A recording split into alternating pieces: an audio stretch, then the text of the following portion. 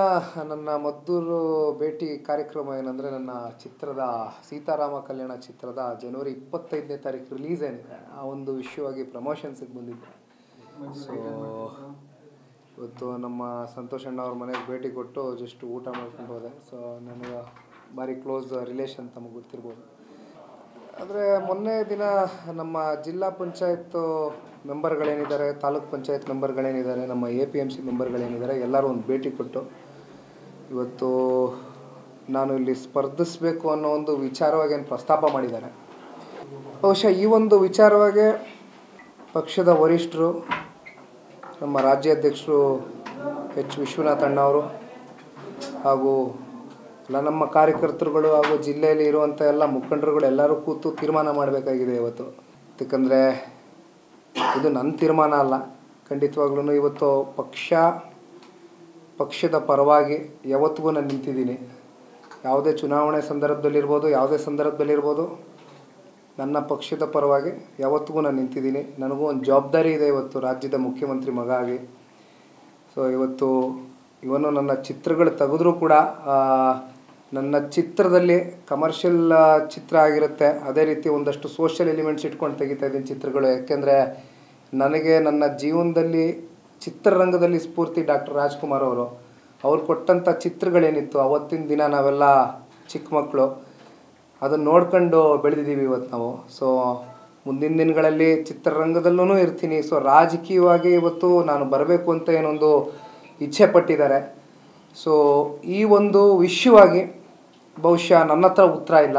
ಇದನ್ನೆಲ್ಲ ಮಂಡ್ಯ ಜನತೆ ಇವತ್ತೇನು ಸಂಪೂರ್ಣವಾಗಿ ಇವತ್ತು ಕುಮಾರಣ್ಣನ ಕೈ ಹಿಡ್ದಿದ್ದೀರಾ. ನಾನಿಷ್ಟೇ ಹೇಳೋದು, ನನಗೆ ಸೀಟ್ ಸಿಗುತ್ತೋ ಬಿಡುತ್ತೋ, ಯಾಕೆಂದರೆ ನಾನು ರಮೇಶ್ ಅಣ್ಣನ ಹತ್ರನೂ ಮಾತಾಡ್ತಾ ಇದ್ದೀನಿ, ನಮ್ಮ ಜಿಲ್ಲಾಧ್ಯಕ್ಷರು.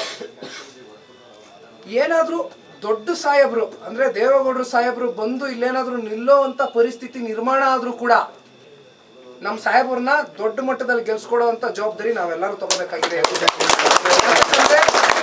ಯಾಕಂದರೆ ಬಹುಶಃ ಇನ್ನೂ 4 ಚುನಾವಣೆಗಳು ಎದುರಿಸ್ಬೇಕು ದೊಡ್ಡವರು, ಇನ್ನೂ 4 ಚುನಾವಣೆಗಳ ಮತ್ತೆ ಸ್ಪರ್ಧೆ ಮಾಡಿ ಇರಬೇಕು ನಮ್ಮ ಜೊತೆ ಅನ್ನೋದನ್ನ ನಾನು ಯಾವಾಗಲೂ ಮನಸ್ಸಲ್ಲಿ ಇಟ್ಕೊಂಡಿದ್ದೀನಿ. ಆ ದೇವರಲ್ಲಿ ಪ್ರಾರ್ಥನೆ ಮಾಡ್ತೀನಿ.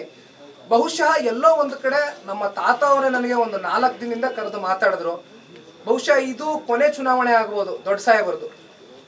ಹಾಗಾಗಿ ಏನಾದರೂ ದೊಡ್ಡ ಸಾಹೇಬರು ಇಲ್ಲಿ ಬಂದು ನಿಲ್ಲೋ ಅಂಥ ಸಂದರ್ಭ ಬಂದರೂ ನಾನು ಅದಕ್ಕೆ ನಿಮ್ಮ ಕೈ ಜೋಡಿಸಿ ಮನವಿ ಮಾಡ್ತೀನಿ. ಯಾಕೆಂದರೆ ನನ್ನ ಸ್ವಾರ್ಥ ಏನೂ ಇಲ್ಲ ಇದರಲ್ಲಿ. ನಾನು ನಿಮ್ಗಳ ಥರ ಪಕ್ಷದ ಕಾರ್ಯಕರ್ತನಾಗಿ, ನಿಷ್ಠಾವಂತ ಕಾರ್ಯಕರ್ತನಾಗಿ ದುಡಿಮೆ ಮಾಡ್ತೀನಿ. ನನ್ನ ಕೊನೆ ಉಸಿರಿರೋವರೆಗೂ ಇವತ್ತು ಏನಿಷ್ಟು ಕಷ್ಟಪಟ್ಟು ಕಟ್ಟಿದ್ದಾರೆ ಪಕ್ಷವನ್ನು, ಇದನ್ನು ಉಳಿಸ್ಕೊಂಡು ಹೋಗುವಂಥ ಜವಾಬ್ದಾರಿ ಅಂತೂ ನಾನು ತಗೋತೀನಿ. ಆದರೆ ನಾನು ಇಲ್ಲೇನೋ ಸ್ವಾರ್ಥವಾಗಿ ಇವತ್ತು ಬಂದು ತಮ್ಮನ್ನೆಲ್ಲ ಸೇರಿಸಿ ಇವತ್ತು ನನ್ನ ಪರವಾಗಿ ನೀವು ಜೈಕಾರ ಕೂಗಬೇಕು ಅನ್ನೋದಕ್ಕೆ ದೇವರನ್ನೇ ಬಂದಿಲ್ಲ ನಾನಿಲ್ಲಿ. ಇದನ್ನೆಲ್ಲ ಮಂಡ್ಯ ಜನತೆ ಇವತ್ತೇನು ಸಂಪೂರ್ಣವಾಗಿ ಇವತ್ತು ಕುಮಾರಣ್ಣನ ಕೈ ಹಿಡ್ದಿದ್ದೀರಾ. ನಾನಿಷ್ಟೇ ಹೇಳೋದು, ನನಗೆ ಸೀಟ್ ಸಿಗುತ್ತೋ ಬಿಡುತ್ತೋ, ಯಾಕೆಂದರೆ ನಾನು ರಮೇಶ್ ಅಣ್ಣನ ಹತ್ರನೂ ಮಾತಾಡ್ತಾ ಇದ್ದೀನಿ, ನಮ್ಮ ಜಿಲ್ಲಾಧ್ಯಕ್ಷರು. ಏನಾದರೂ ದೊಡ್ಡ ಸಾಹೇಬರು ಅಂದರೆ ದೇವೇಗೌಡರು ಸಾಹೇಬರು ಬಂದು ಇಲ್ಲೇನಾದರೂ ನಿಲ್ಲೋ ಅಂಥ ಪರಿಸ್ಥಿತಿ ನಿರ್ಮಾಣ ಆದರೂ ಕೂಡ ನಮ್ಮ ಸಾಹೇಬ್ರನ್ನ ದೊಡ್ಡ ಮಟ್ಟದಲ್ಲಿ ಗೆಲ್ಸ್ಕೊಡೋ ಅಂಥ ಜವಾಬ್ದಾರಿ ನಾವೆಲ್ಲರೂ ತಗೋಬೇಕಾಗಿದೆ. ಯಾಕಂದರೆ ಬಹುಶಃ ಇನ್ನೂ 4 ಚುನಾವಣೆಗಳು ಎದುರಿಸ್ಬೇಕು ದೊಡ್ಡವರು, ಇನ್ನೂ 4 ಚುನಾವಣೆಗಳ ಮತ್ತೆ ಸ್ಪರ್ಧೆ ಮಾಡಿ ಇರಬೇಕು ನಮ್ಮ ಜೊತೆ ಅನ್ನೋದನ್ನ ನಾನು ಯಾವಾಗಲೂ ಮನಸ್ಸಲ್ಲಿ ಇಟ್ಕೊಂಡಿದ್ದೀನಿ. ಆ ದೇವರಲ್ಲಿ ಪ್ರಾರ್ಥನೆ ಮಾಡ್ತೀನಿ. ಬಹುಶಃ ಎಲ್ಲೋ ಒಂದು ಕಡೆ ನಮ್ಮ ತಾತ ಅವರೇ ನನಗೆ ಒಂದು 4 ದಿನದಿಂದ ಕರೆದು ಮಾತಾಡಿದ್ರು. ಬಹುಶಃ ಇದು ಕೊನೆ ಚುನಾವಣೆ ಆಗ್ಬೋದು ದೊಡ್ಡ ಸಾಹೇಬ್ರದ್ದು. ಹಾಗಾಗಿ ಏನಾದರೂ ದೊಡ್ಡ ಸಾಹೇಬರು ಇಲ್ಲಿ ಬಂದು ನಿಲ್ಲೋ ಅಂಥ ಸಂದರ್ಭ ಬಂದರೂ ನಾನು ಅದಕ್ಕೆ ನಿಮ್ಮ ಕೈ ಜೋಡಿಸಿ ಮನವಿ ಮಾಡ್ತೀನಿ. ಯಾಕೆಂದರೆ ನನ್ನ ಸ್ವಾರ್ಥ ಏನೂ ಇಲ್ಲ ಇದರಲ್ಲಿ. ನಾನು ನಿಮ್ಗಳ ಥರ ಪಕ್ಷದ ಕಾರ್ಯಕರ್ತನಾಗಿ, ನಿಷ್ಠಾವಂತ ಕಾರ್ಯಕರ್ತನಾಗಿ ದುಡಿಮೆ ಮಾಡ್ತೀನಿ. ನನ್ನ ಕೊನೆ ಉಸಿರಿರೋವರೆಗೂ ಇವತ್ತು ಏನಿಷ್ಟು ಕಷ್ಟಪಟ್ಟು ಕಟ್ಟಿದ್ದಾರೆ ಪಕ್ಷವನ್ನು, ಇದನ್ನು ಉಳಿಸ್ಕೊಂಡು ಹೋಗುವಂಥ ಜವಾಬ್ದಾರಿ ಅಂತೂ ನಾನು ತಗೋತೀನಿ.